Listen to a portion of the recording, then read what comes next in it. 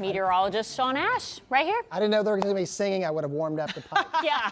You guys didn't give me that probably warning. could carry a tune. Do you have? Oh, you strike boy. me- Oh, no, It's no. the Oh, broadcasting no. voice. Yes, you don't want to hear this. Okay. I'll save your ears. Hey, it's been kind of an interesting day. You know, we were on at noon. We had some areas that had complete sunshine. One of those spots was Carmel, and take a look at the crowds today at Chris Kendall Mart there. My goodness, enjoying the sun, the skating rink, and boy, just in the holiday spirit, no doubt about it here. So you can see the clouds have returned, but bottom line, they're going to look worse than what's actually going to happen this evening. We are going to stay dry, with the exception maybe a little bit of pockets of mist that may try to develop it. We're not expecting a whole lot right now.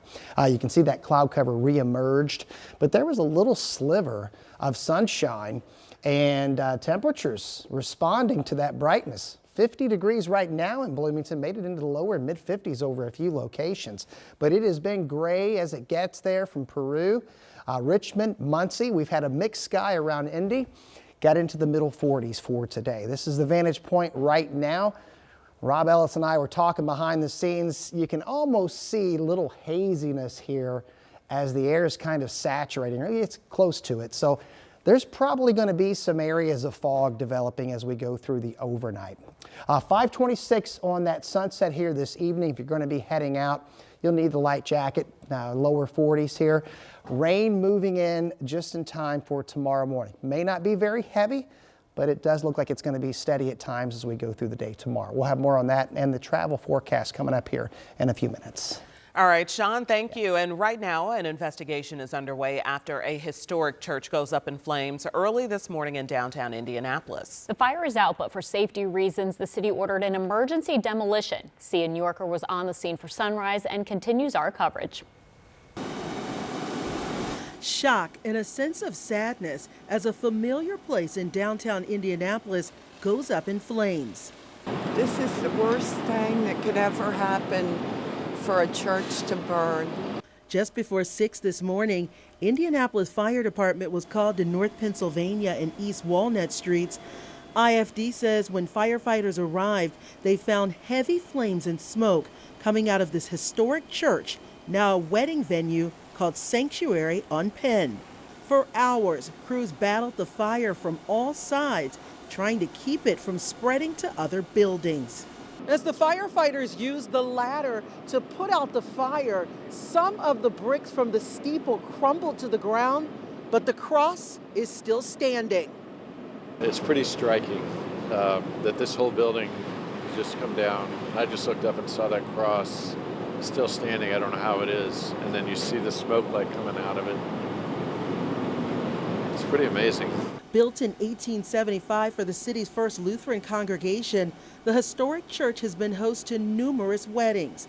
It was added to the National Register of Historic Places in 1978. IFD tells 13 News no one was inside the church and there are no injuries. Neighbors tell me they're grateful on this Christmas Eve that there's no loss of life, but they mourn the tragedy of losing one of the city's crown jewels. Reporting in downtown Indy. All the weddings and all the receptions that have been held there, and then it just burned down. It's so sad. Sia New Yorker, 13 News. Now this is video of that emergency demolition the city ordered following the fire this morning. As you can see, crews made quick work of the charred remains of the Sanctuary on Penn. 13 News anchor Jenny Ranovich was there during the work and spoke to a man who planned to get married at the historic church. Don't miss her reports coming up at 5 and 6. And from over the river and through the woods to tackling TSA and computer glitches, holiday travel has a whole new set of headaches. We're live at Indianapolis International Airport where our Anna Chalker is tracking down the latest procrastinators. Anna, what's it like at the airport right now? Hey there, Allison and Felicia. You know, it's kind of on and off, busy, not busy right now. I'll tell you, the people coming out of the concourse right now, it's empty behind me. That's great news, because that means these people, they're getting home, getting ready for the holidays. And I'll tell you, a lot of those American airline flights that we were dealing with this morning that were grounded, they're all delayed here today. A lot of them coming out of Dallas, a lot of them not coming in until about 10:30 tonight. So definitely want to be aware of that if you have family coming from Dallas. But there's so many families coming out here today. It really is a great experience. We've seen signs, flowers, everything welcoming their families home for the holidays. We talked with one couple. You'll hear from them at 5 tonight, but this is their first Christmas married. Really a great occasion for the both of them. He was on a work trip. He came back. It was a great moment for them. But again, I'll tell you, again, pretty empty right now. TSA pretty quick. Everyone's moving in. Just a couple delays. We'll be checking in more about that throughout the evening, and we'll have that coming up tonight at 5. All right, Anna Chalker out there. We see you in your red. I'm hoping you run into some happy Hoosiers. Thanks, Anna. We are. Yeah.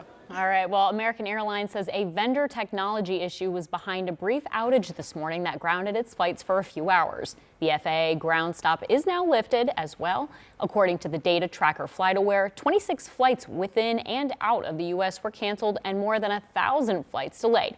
However, some of those delays may be as a result of airport congestion and winter weather.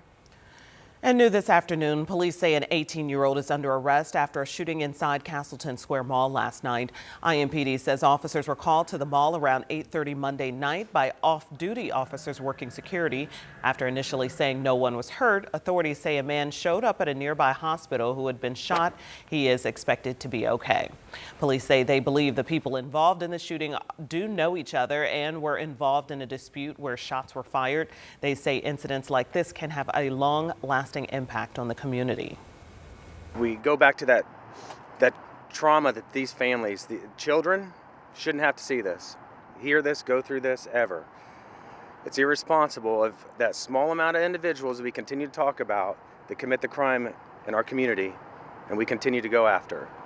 This is not responsible. The suspect faces a preliminary charge of felony intimidation with a deadly weapon for his alleged involvement in the shooting. And the findings of a lengthy congressional ethics investigation into former Florida Congressman Matt Gaetz are now public. Gaetz and some of his Republican allies in Congress argued the report should remain private since he resigned from Congress and is now a private citizen. NBC's Chris Pallone has more on the allegations, which ultimately derailed Gaetz's bid to be Attorney General. I've been focused on the years-long House Ethics Committee investigation into former Republican Florida Congressman Matt Gaetz finally public. After a bipartisan vote to release its findings, the committee determining there is substantial evidence that Gaetz violated House rules related to prostitution, statutory rape, illicit drug use, impermissible gifts, special favors or privileges, and obstruction of Congress. Committee member Glenn Ivey, a Democrat, voted to release the report. This is something the public should know. They should have a chance to see what this information is. You never know what he might do down the road. The report points to a 2017 encounter Gaetz had with a woman who testified she had sex with him when she was 17 and had just completed her junior year in high school. The committee also detailed $90,000 in payments to 12 women that investigators concluded was used to pay for sex and illicit drugs. Gaetz denies the allegations, admitting instead to womanizing, drinking, and smoking in the past, claiming his conduct was embarrassing but not criminal, emphasizing the Department of Justice chose not to charge him after a lengthy investigation. Sunday, Gaetz mused about his future in politics. maybe I'll just run for Marco Rubio's vacant seat in the United States Senate and join some of those folks. Well, I'd like to say that, this is the type of thing that would end someone's career. I'm just not so sure I can say that anymore. Gaetz resigned from Congress when President-elect Trump picked him to be Attorney General. He withdrew from consideration as the fight over releasing the Ethics Committee report intensified. Gaetz made a last-minute bid to get a court to block the release of this ethics report, obviously unsuccessful. His attorneys said that it was an unconstitutional overreach on a now private citizen. In Washington, Chris Pallone, NBC News.